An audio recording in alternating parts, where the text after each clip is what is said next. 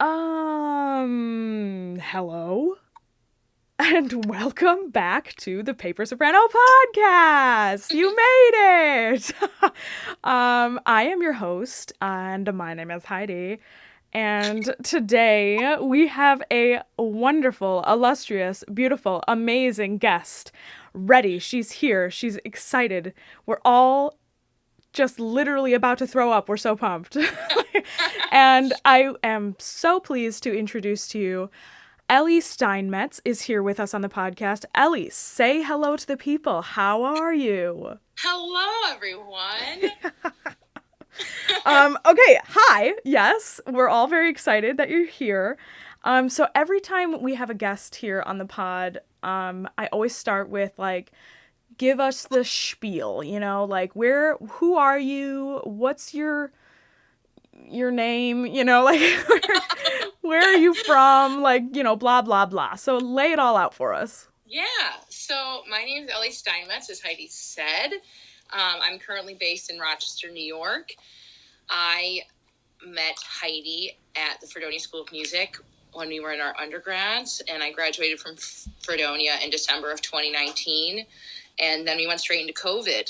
So that was an interesting shift for everyone. For sure. But as someone who had, the intention of doing the whole grad school application gap year, save money for your auditions, et cetera, especially not knowing what music school would look like in the next, 2 years. I really sat back and thought about what I wanted to do and what I really wanted to invest my money in, because that's ultimately what your education is. So I'm currently pursuing a master's in speech pathology through NYU online. So I figured that keeps me focused on voice and vocal health and vocal hygiene, helps me grow as a teacher and a singer, but also gives you this, day job that I'm actually interested and passionate about. So when we can perform again, I've got that in my back pocket. So that's what I'm doing now.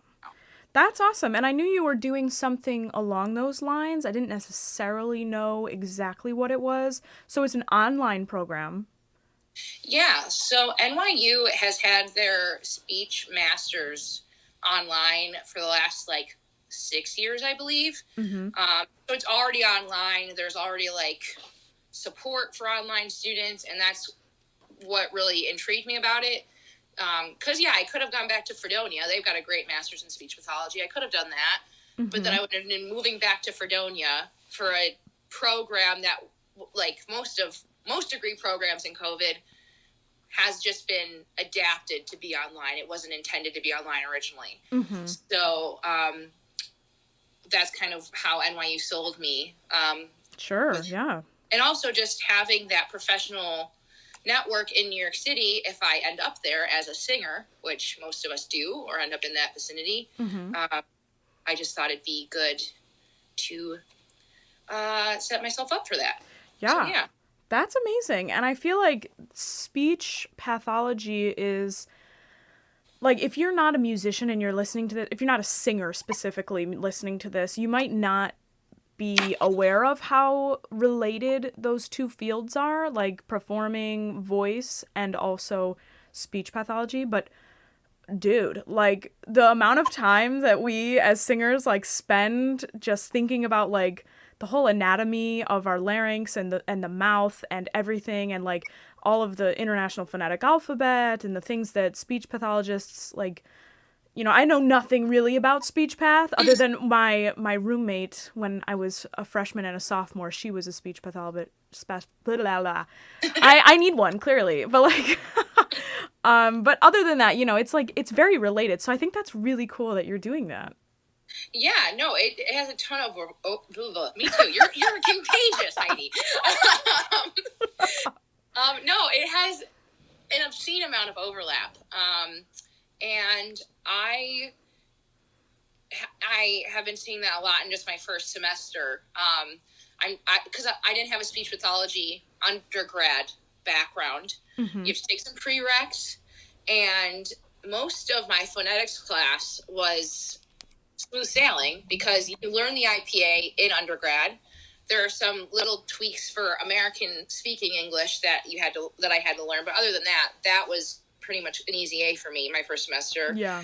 Then just being able to go into the nervous side of the vocal mechanism, like this nerve innervates the larynx here, and this is how it all works. When you get a signal or when you're thinking, okay, I'm ready to sing, how does the whole body react?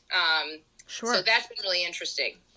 Yeah. So that's honestly like just, it's very fascinating to me because I feel like in my teaching, because I mean, I am technically in school right now for voice performance, but I have a studio of students and blah, blah, blah. Usually when you're a singer, you're also a teacher in some way. And I feel like I draw from Dr. PJ Caron's class. Her voice. Yes, God bless PJ Caron. She is literally, I'm not saying that in any facetious way, like Dr. Caron is literally one of the most amazing humans alive. The most intelligent woman. Yes. One of the most intelligent women you're ever going to meet. Absolutely. And I feel like I draw from her class. We, at Fredonia, there's an opportunity to take a vocal pedagogy class.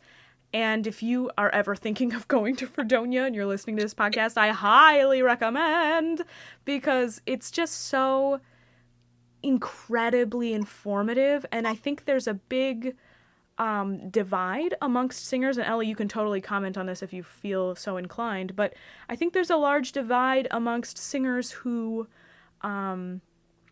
sing with like a very informed kind of technique that's like, oh yeah, like, you know, my larynx does this, or like, you know, CT versus, you know, TA, blah, blah, blah, all of these like terms and you know, the subglottal pressure and, you know, the closure of the folds and blah, blah, blah. And then there's some people who are like, yes, I sing as if it were a waterfall, and that's what you need to do. And if you don't just feel it, you just need to feel it. Like, you know.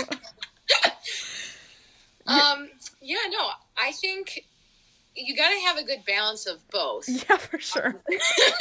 You can't have one or the other, and I think Dr. Crone really did a good job of instilling both sides of the spectrum in us at a younger age. Yes. No, I think you need to know what's happening physically. You need to. You know, I always liken it to athletes. Just because... How do I explain this right now? I always liken it to athletes, right? So you need to know when Josh Allen throws his football, he probably knows, okay, this is how I do it so I don't mess up my rotator cuff. You know what I'm saying? And yes. Singers to understand what's happening so they don't injure themselves, or so they know, okay, if, I think you said with John Secundi, that episode, was it yesterday you released it? I just watched it. Listened to it, whatever. You were saying how the voice, our instrument's so pliable. And having that knowledge of the mechanism gives you more control over the pliability, is that the word? Yes. Of our instrument. So it's super important. But again, you can't see our instrument. It doesn't have keys. It doesn't have pedals. So you do need that imagery of the waterfall and, oh, I'm filling up my glass of water, of breath, and blah, blah, blah, and whatever. You need to have that to kind of coerce the body into doing what you want it to. Yeah, it's a lot. I feel like people think, I mean, at least, you know, in my experience, a lot of people who I come in contact with who are not singers, a lot of their interpretation of singing is just like, oh, it's just such a gift. You're gifted. You're so talented. Like, it's just a gift from God. And I'm literally like, oh, is it though? Because like, I definitely don't sing the same way that I did when I started singing when I was like a small child. And like, at that point I would be like, yeah, sure, that's a gift right there. But like, after you study and like you're saying with like likening singing to athletes and like putting all of that in perspective, it really is so much more of it's like involved, and your whole body becomes this machine where it's like, you know how things feel. And yes, we can't like literally see our production. Like, we can't see the larynx. You can't really understand how yours looks or how it moves. Like, you know, I could see how I throw a football. You know what I mean? That's a little bit different there. But it's so intensely physical, and like, and it's a mental game too, to like manipulate yourself in that way, because it's like you have to realize that it's not just a gift, you know. It is to a point or whatever, but like manipulating your body in any way, and like these small little muscles within the larynx like are no exception, you know. Oh yeah. I think there's always something to be said for natural ability in whatever area or you have an affinity towards, whether that be sports or music or video games. I don't know. There's always some natural affinity where sometimes things just click. But yeah, for musicians and especially singers, it is a lot of manipulation. And I had a teacher in high school say, what we're doing is not natural, it's not normal, but we want it to be healthy and with ease. And that's always stuck with me. Like, we're manipulating our body to do things that we as Americans don't want to do with how we talk and how we speak. And we're building upon natural ability that we may or may not have, but it's not a gift from God. Yeah. It's not just given to us. It does take work. And, you know, and this could tie into the whole, well, why are you spending so many thousands of dollars on a music degree? You know, because it is worth something, because you don't just, the American, I call it the American Idol effect, or the Susan Boyle Britain's Got Talent effect, where like Susan Boyle was one in a billion, and you know, I think she's one of those examples that when you're talking to someone, you introduce yourself, oh, I'm an opera singer, I'm a singer. Someone brings up Susan Boyle or Jackie Evancho, and oh my gosh, don't you just get discovered? Blah, blah, blah. It's all just a gift from God. Not true. Yeah. It's true. Yeah, it's a very interesting thing. But you mentioned, okay, this is like, you mentioned something about being an American and having a specific way that we speak. Yes. And I just wanted to say, from one specific dialect of New York speaking to another, I want to say that is a very astute observation, because you have and if somebody's listening to this and you're not from these two regions that I'm about to mention, you better just look it up, girl, or just keep listening to both of us, because we have accents, and it's like, you'll probably have already noticed. But so I think dialed mine down quite a bit, but I have a Buffalo accent, and it's very similar to Ellie's Rochester accent. And what that means, I think, is basically we just have a very pronounced like ah sound, and like aw and like ah, and is that what you feel as well? Well, yeah, so there's actually a technical term for it. I think it's called the Great Lakes Vowel Merger, or Vowel Shift. I learned about this in school, and love it. I know, and I'm usually like in these online classes, there was one other girl from Buffalo and one other girl who was from Rochester that hadn't lived there in a long time. But so usually I'm like the only upstate Western New Yorker in my classes. And so they talk about this shift, and the teacher's like, oh, we usually don't have anyone who presents this shift in their speech, but we do with Ellie. Ellie, can you talk? And it's totally a thing. So it's basically, if I remember it correctly, yeah, your ahs go towards ah. So it's shifting. So all the vowels shift in that way. It shifts slightly more forward. Yeah. So, I feel like also the name of the town that I'm from is Hamburg, and people who live there would call it Hamburg, like, yeah, like there's a big J glide in there or something, like it's like a Hamburg, and I'm like, what is that? Like, why? God, I just can't. Well, because it's ham, it's that AE, IPA symbol, and if you push that a bit more forward, it's going towards the E and the J glide. So that's why. Yeah, it's a systemic vowel merger. All the vowels do it for people from our regions. So. And there's another one that I notice a lot when my family speaks, and I was just with them recently, and it was obviously cold outside, so we have a fireplace, and they would say, oh, why don't you turn on the fire instead of fire? Like, I'm going to put a log on the fire, they would say, oh yeah, go throw a log on the fire.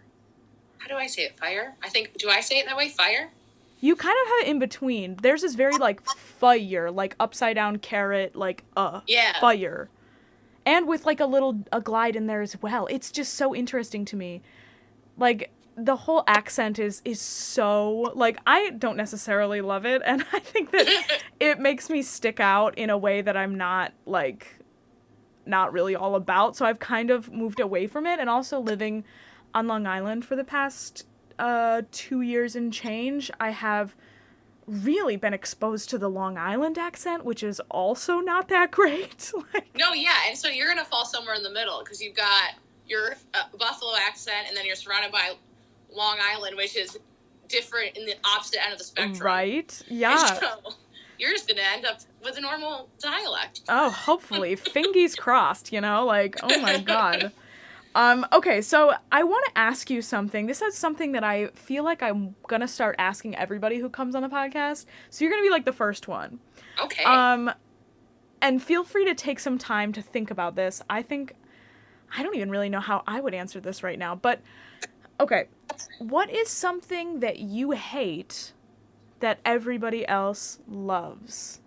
And I got this question, so I'll give you some time to think about it, but, like, I got this question from another podcast that I really love.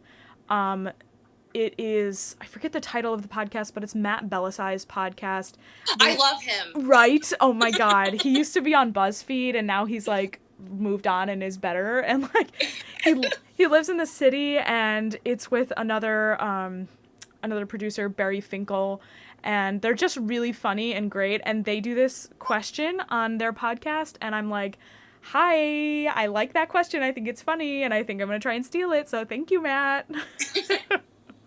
Something I love something I hate that everyone else loves. Yes. Honestly, the first thing that comes to mind is Bach. Ellie! Just gasped. Oh my god, am I gonna have to hang up the phone right now? Okay. Let me, I wouldn't say hate. That's the thing, I don't really hate many things. So there are things that I'm like... But you hate Bach? I don't hate Bach, but that's the first thing that came to mind. Like, I don't hate many things in general. Like, I'm not a hateful person. Like, if you and I don't, like, if you like, for a while, I could not get with Ariana Grande. I have changed my tune, but for a while, I'm like, I don't get it. I do get it now. But, like, I'm not like, F Ariana Grande. Yeah. But it's just not it wasn't my cup of tea for a very long time. And that's how I feel about Bach. Like, there are some things that Bach does, like some of the chorales in the St. Matthew Passion that you and I sang in undergrad. Stunning. However, the first chorus of the St. Matthew Passion gives me sweats. Like, my fight or flight is triggered. I don't like it. I feel uncomfortable. Dude, oh my god.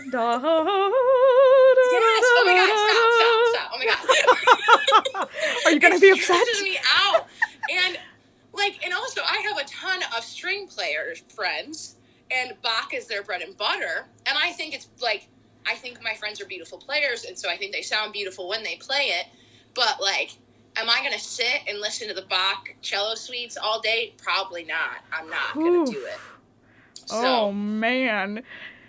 Well... Yeah, that's a controversial opinion. I know. Yeah, controversial. I really was not expecting you to say that at all. Well, and I know what he did for, like, music, Western music as a whole, and I appreciate him. I'm not saying, like, oh, he's so unnecessary. Not what I'm saying. But in terms of, like, music consumption, it's not my cup of tea, but also, like, I don't really have the voice for Bach at this point of my life. I see. So that might also be why. Maybe I'm just jealous, because, like, you can sing Bach so beautifully, and so many of our friends can sing Bach so gorgeously, and I just can't. Maybe I'm bitter. Well, there's no need to be bitter. I feel like you have a voice that can sustain Bach if you were singing in some kind of choir that required, like, when we sang Bach, with Dr. Gray, it was very, the man was an absolute genius, and he was very specific about the sound. So I totally get it if maybe that, like, left a little bit of a, specific scar on you in some way. But, like... No, and he was a genius, and it is ultimately an experience I treasure for sure. For sure, yeah. Like, it's one of those things, again, you look back on it and you're like, damn, I got to do that my freshman year of college. That's awesome. And it was great. But I also think I was at a point, because it was my freshman year of college. Yeah, you're so young. I come in, and yeah, I'm singing straight tone, because I haven't had, like, actual in-depth vocal training for the most part. And then my voice started to come out, and it had more vibrancy and more, bigger vibrato than it did when I auditioned for choir, and it was very difficult for me to navigate, and I am scarred. So you're just a little bit triggered is what we're getting. I am. Bach triggers you. I was thinking about it, and I was like, what is something that I hate that everybody else loves? And oh my God, you know what it is? And I'm sad to say it because I keep giving it more and more chances every friggin' day. It's coffee. It's so, oh my. Heidi, don't you work at a Starbucks? No, I did. Not anymore. But literally, yeah, dude, I don't know what it is. I have given coffee just like chance after chance after chance. I tried different kinds. I tried different places. I tried different methods of brewing it, and I just, you know what gets me the most, that makes me so upset about coffee, is like 1 in 100 times that I drink coffee, I'm literally like, yes, this is amazing. I feel good. I'm not dehydrated. I don't feel like with an upset stomach. I actually like the taste of this. Wow, amazing. And then all the other 99 times is like a terrible experience. Honestly, that's better for you, though, as a singer, though, because that's, like, if you ever deal with acid reflux, you're just cutting a huge trigger out right away. So, honestly, It's probably good that you don't like coffee. I know, but I'm such an idiot. I don't know why my brain is like, yeah, you don't like this. Let's keep trying. Because for some reason, and Rochester is a big city full of hipsters who are obsessed and very particular about coffee. Coffee has become this freaking, like this artisanal, is that the word? Artisanal. Like this hipster revolution of, oh my gosh, this type of brewing and this type of bead and whatever. Like, it's become this very hipster thing. And I think with social media, that kind of vibe has been disseminated. And so there's this expectation of, oh, coffee's so cool, blah, blah, blah. I don't know if I'm making any sense. I get it. And so there's like this pressure to be like, I need to like coffee. And you don't. I know. And I think you know what I really like about it? I like the smell. Oh, yeah. And I do like the idea of coffee. It's just like, I don't know. I don't know what it is. I really don't. And that, for now, is something that I hate that everybody else loves. And I'm still a little bit in shock about your hate that everyone else loves. But also, I can't blame you because everybody lives their own experiences. And, like, that's all I can ask for. Well, in 10 years, I'll, like, shoot you a text and be like, yes. I've been changed. My thoughts about Bach have changed. Yes. But until then. And I will wait for that day. Okay, so the next thing I wanted to ask you is,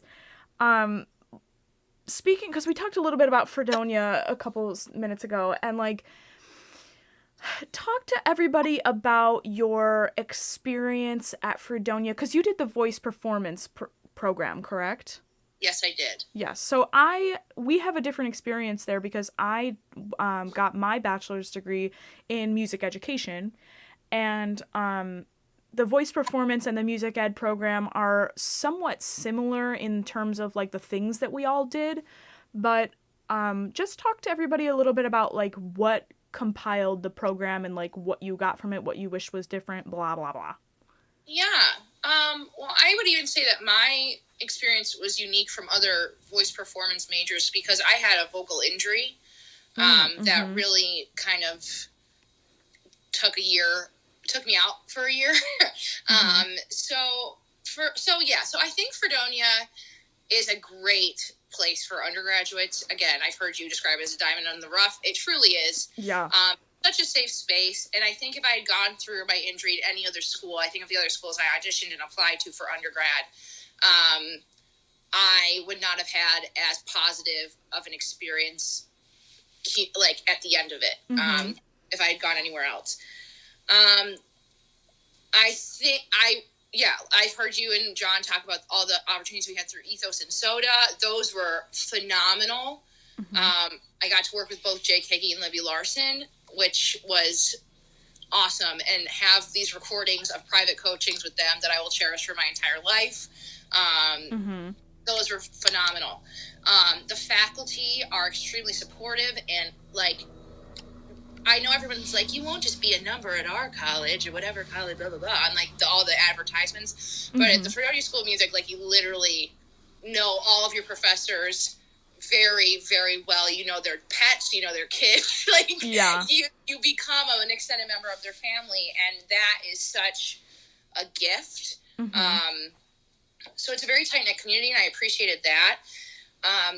For me, though, I don't blame them, because I don't know if they'd gone through this at all before me, but I had a vocal injury in my senior year. I was diagnosed with 2 lesions on my vocal folds, and I had a lot of laryngeal tension, and was using a lot of excess breath pressure to compensate for those injuries, just to phonate, because the folds were really thick and heavy. And so I had to withdraw from all singing activities except my private lessons and my church gig for a year and a half. Wow. Mark? Yeah, a year. And that was very hard. And that's why I liken singing. That experience is really why I liken singing to athleticism and athletes. Because I was, quote unquote, out for an entire season. And so I think my experience at Fredonia, especially towards the end with that injury, is a little skewed. For sure. And it's not Fredonia's fault at all. There was, like, I think of, like, what could have the faculty have done better? Nothing. They couldn't have done anything better. They were great. But, when you're there for vocal performance and you can't perform for a year, especially your junior and senior year, which are when you're supposed to be coming into your own, that was really hard. For sure. Yeah, and at that age, like, none of your peers have really gone through, very few of your peers have gone through a vocal injury like that at that point. So I didn't really have anyone to relate to. So it was a little difficult. Yeah, I bet, dude. Like, that's... I personally, I can't imagine what you must have gone through at that time, because, like, knowing what I know now about singing, it's a little different for me to think about, a vocal injury or something, blah, blah, blah.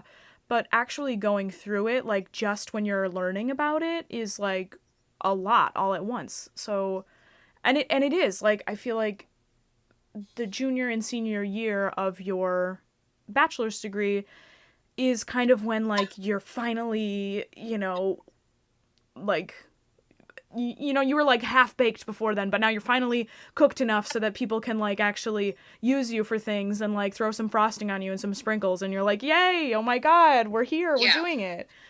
So that's hard. That's gotta be really difficult.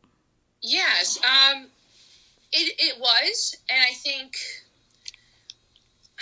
I don't, like, because I feel like I'm shading people when I say this, because I'm really not. It's just the certain nature of the beast. I just felt very alone, because no one our age can relate to that. And also, like, again, we have a phenomenal vocal pedagogy course for undergrads at Fredonia that not a lot of schools have. But undergraduate vocal pedagogy, you are just scratching the surface of, this is what your instrument looks like, and this is how it functions.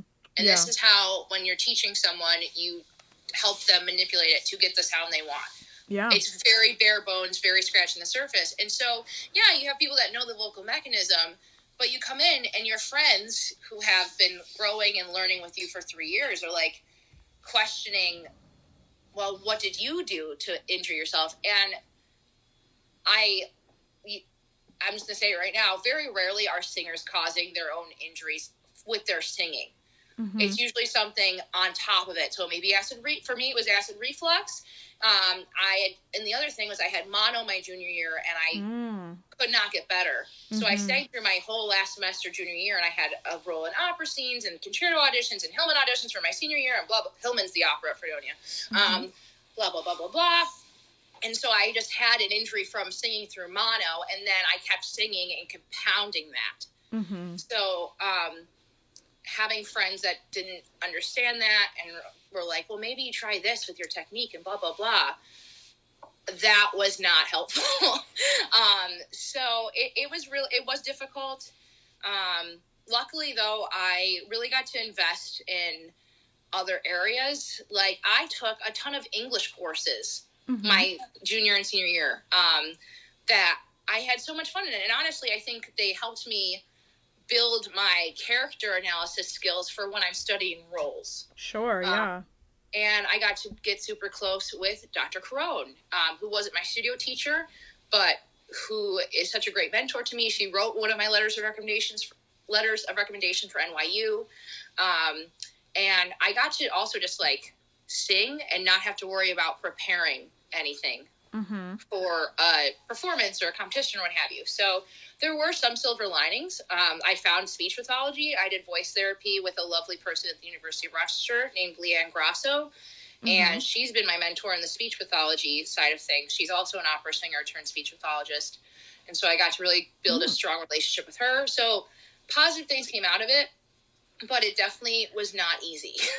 Yeah, I can imagine. And knowing what you know now, what would you say is like something that you have either learned from that or like hindsight is 2020 about the whole situation? Like if you could tell something to that Ellie, you know, a couple years ago when you were really in the thick of the whole situation, what would you say? I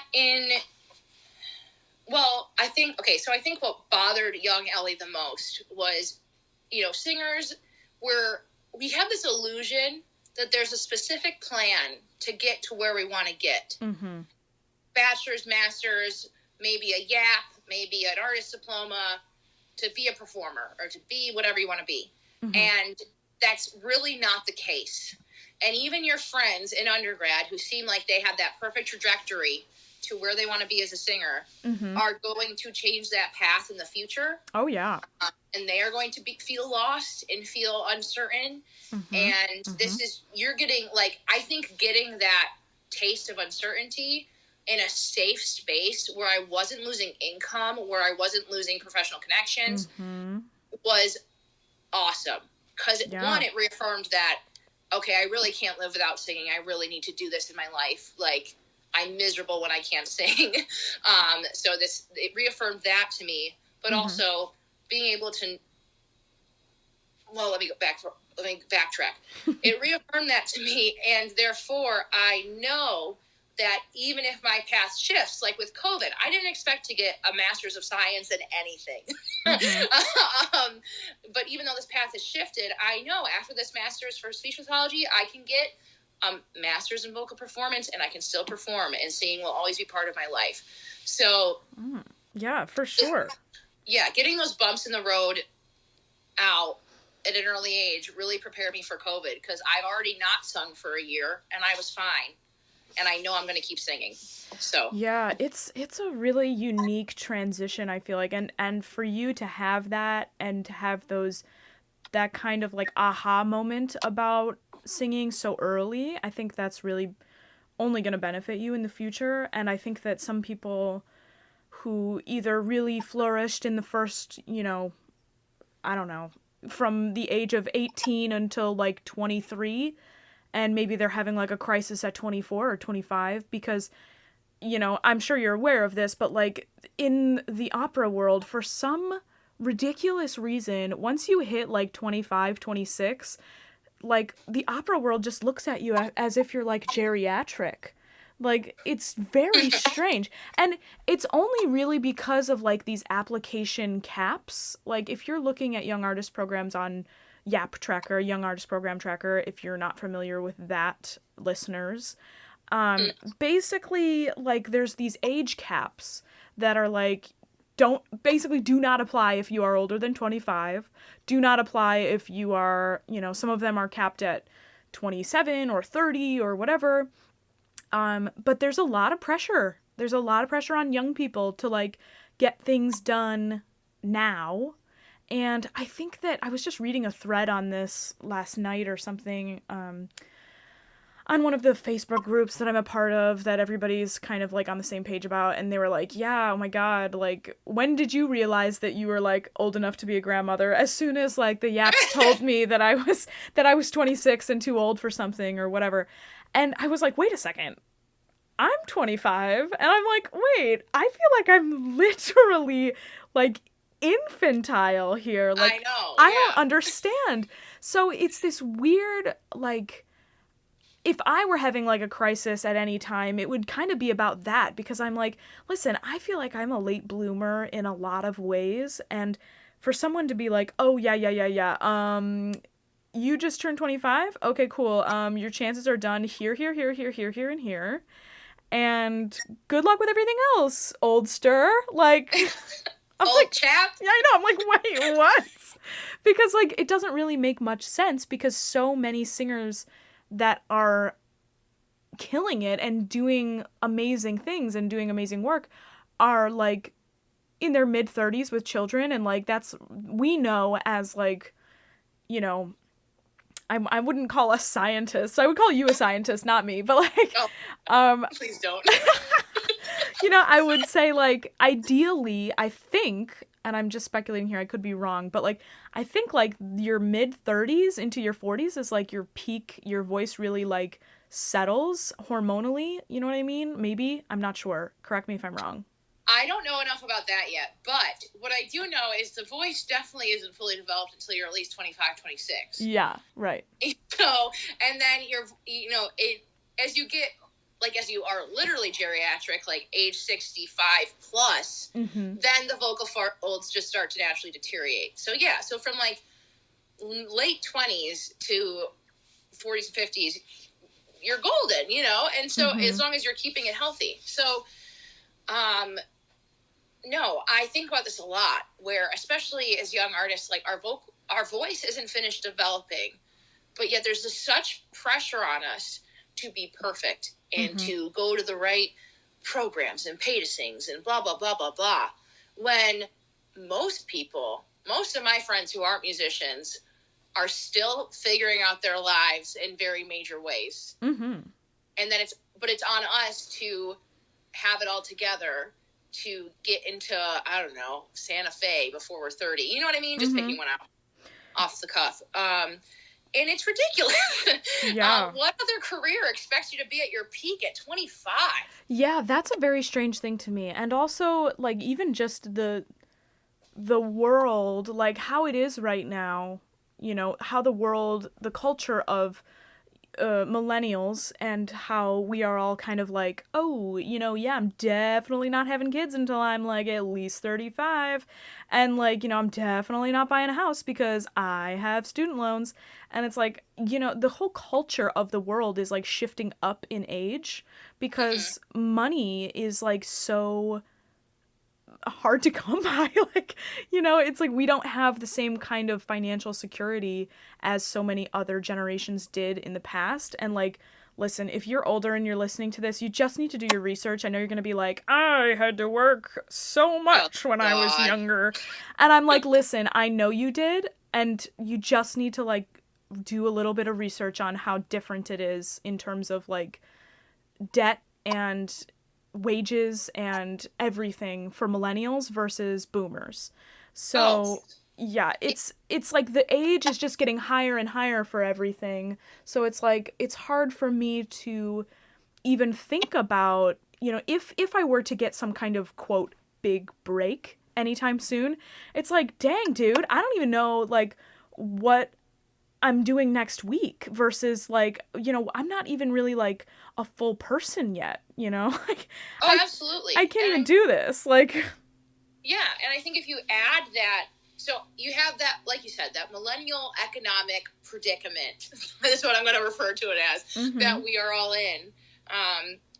And then you add the artist's life on top of it. And it's doubly insecure financially. Yeah. It's doubly insecure in terms of, you know, advancing in our careers and what have you. And it's because we're in a field that requires you to pay for a job interview. Like, think about it. You pay an audition fee or an application fee. What other job makes you pay to apply? Like, yeah. You know, so it's so messed up on so many levels, and I totally agree with you. And you know, my Grandma Jean, if you find this podcast, I love you. We have a conversation a lot about debt and what have you, and you know, I try to explain that the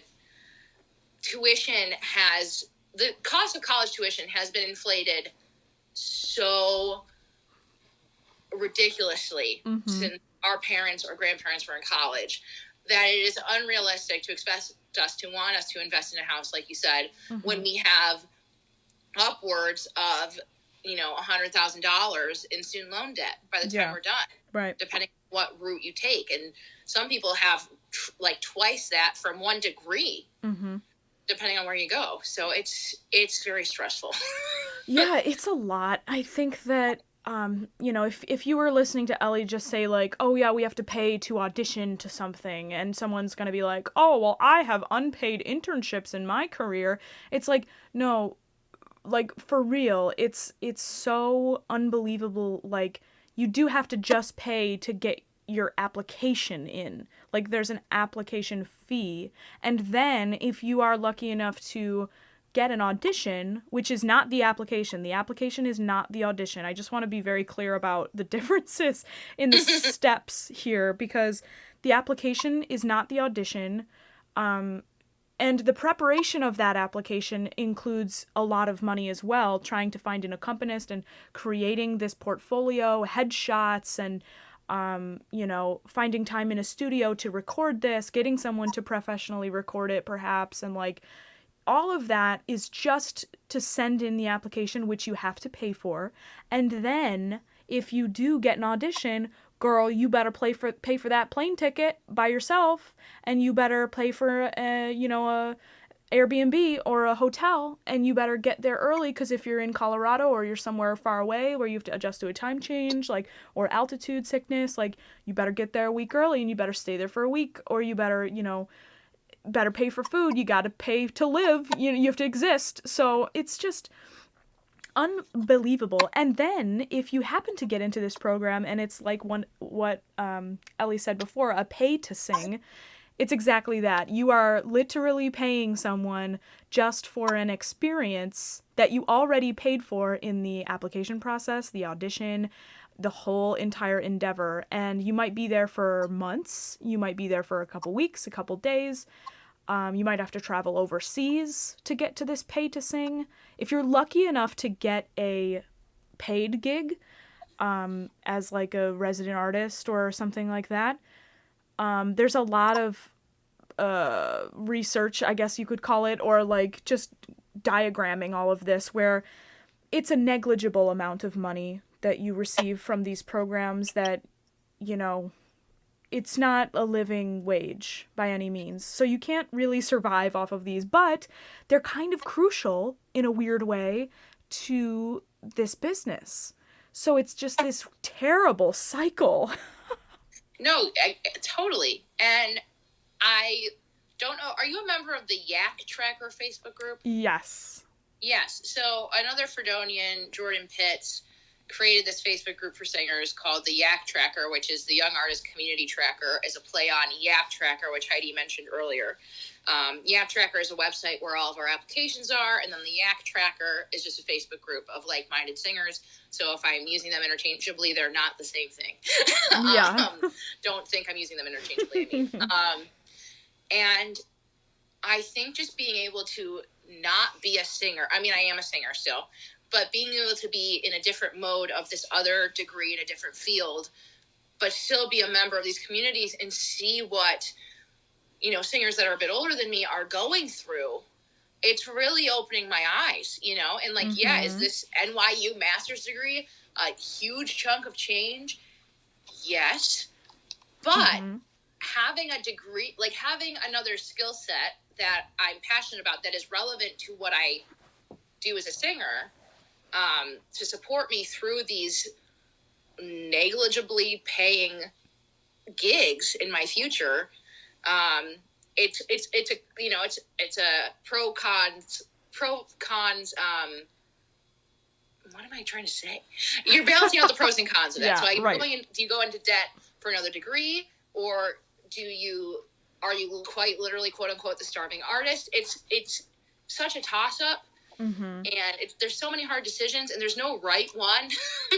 There's no right one. There's no right way to do it. I'm not saying the way I'm doing it is better than anyone else, because it is not the case. Don't get a master's degree in something you don't enjoy.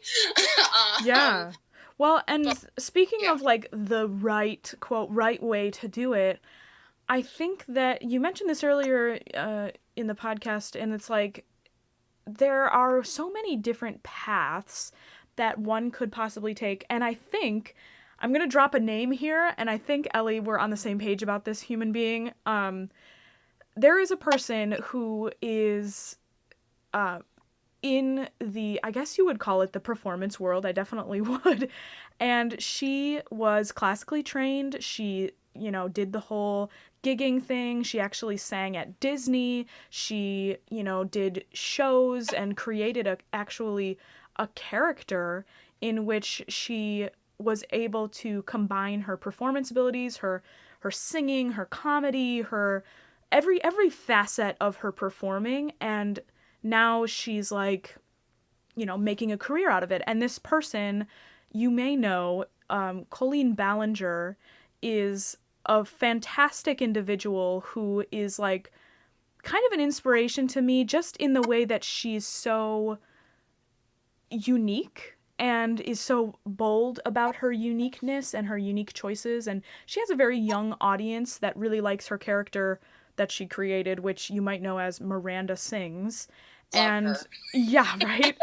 And the character itself isn't necessarily something that I subscribe to. Like, I do love, you know, I think her entity is great, because that's what really catapulted Colleen to the top, or whatever she would say. She's very humble, so she probably wouldn't say the top. Yeah, but no, like, she's an internet personality, and she's also performing, and right now she's trying to make it work with like online live shows, but she had toured all over the country and all over the world performing this, you know, this silly character that she created.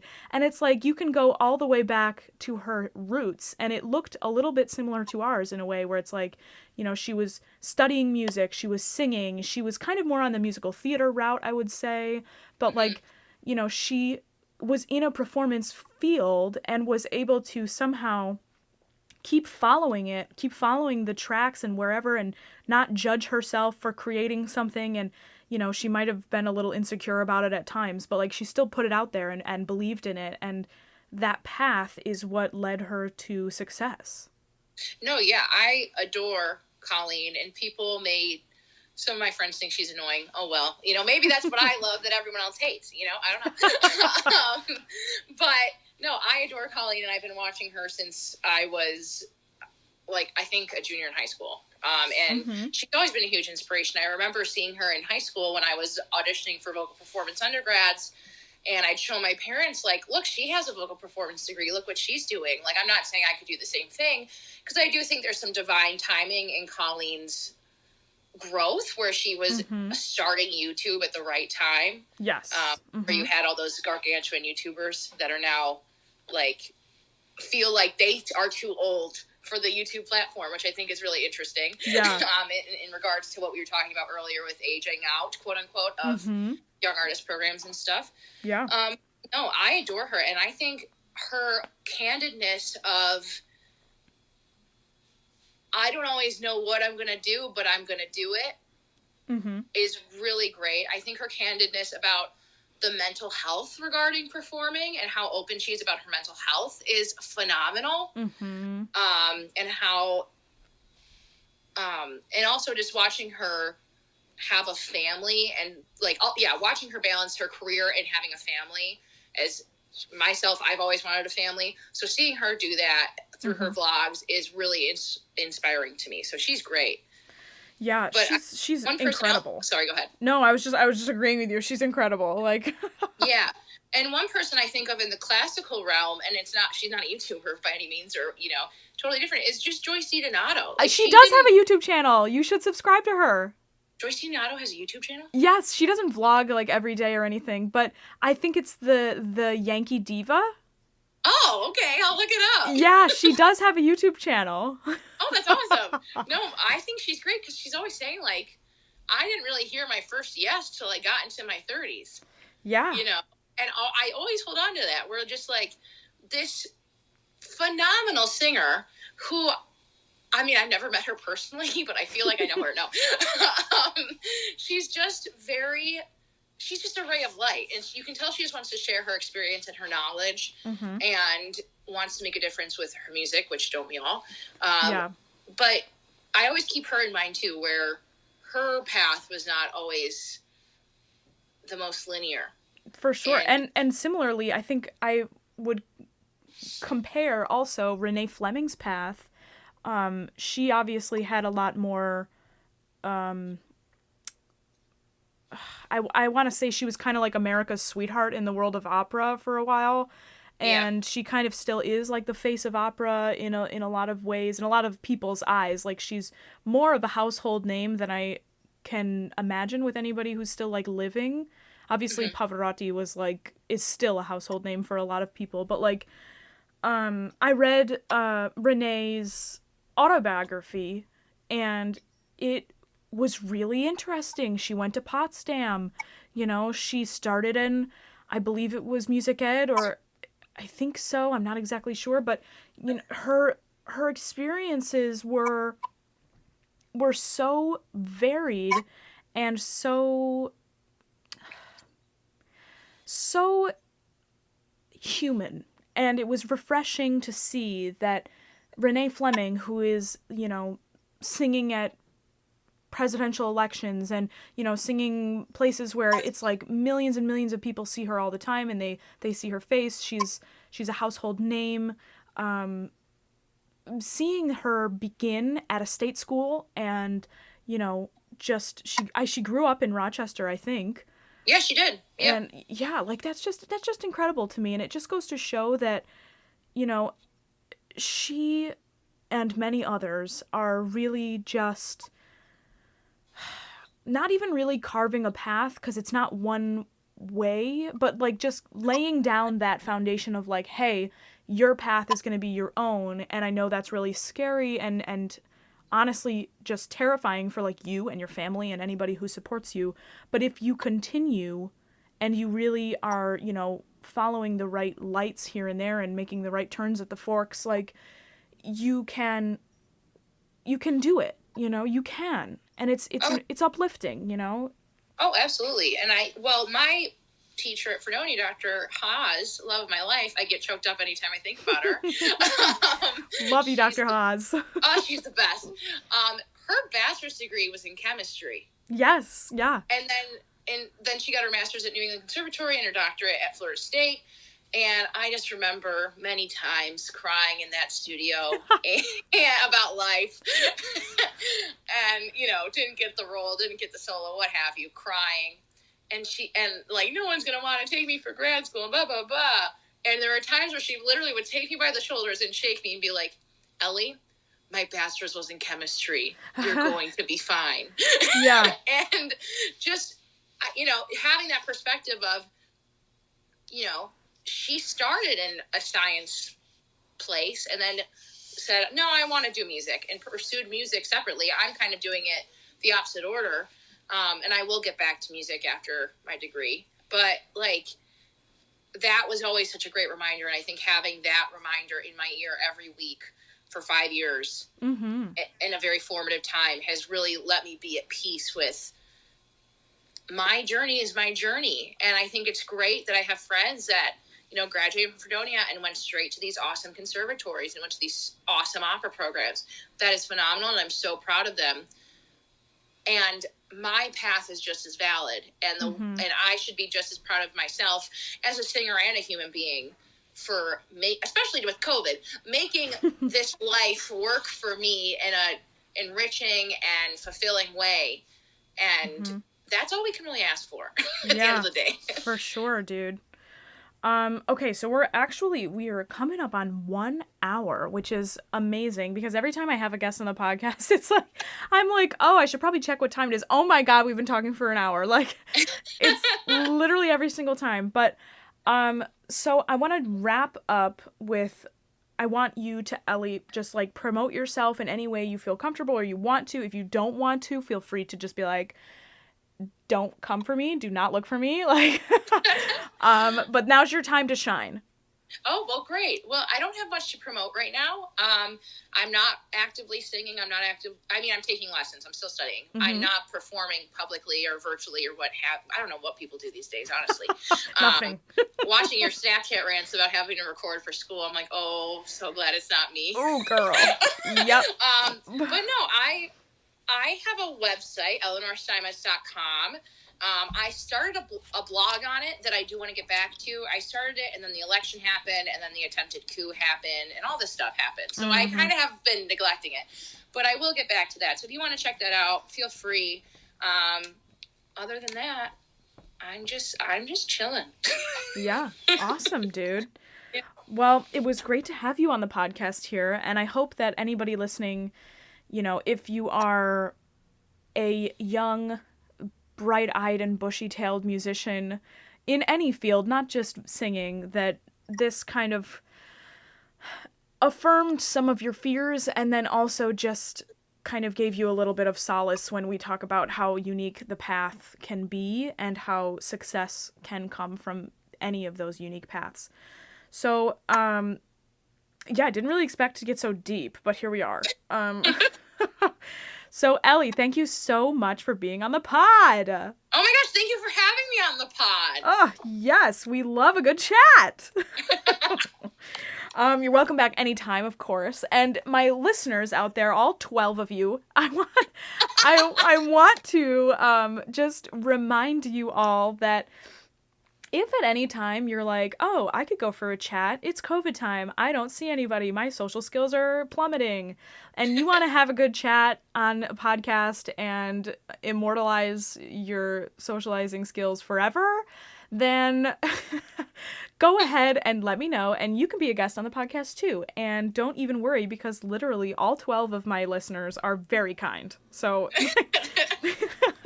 So that we will all be very nice to you, and the benefit of it is you can have a nice little chat, and also you can promote yourself and get a couple things off your chest, you know, if you want to have a good old-fashioned chat.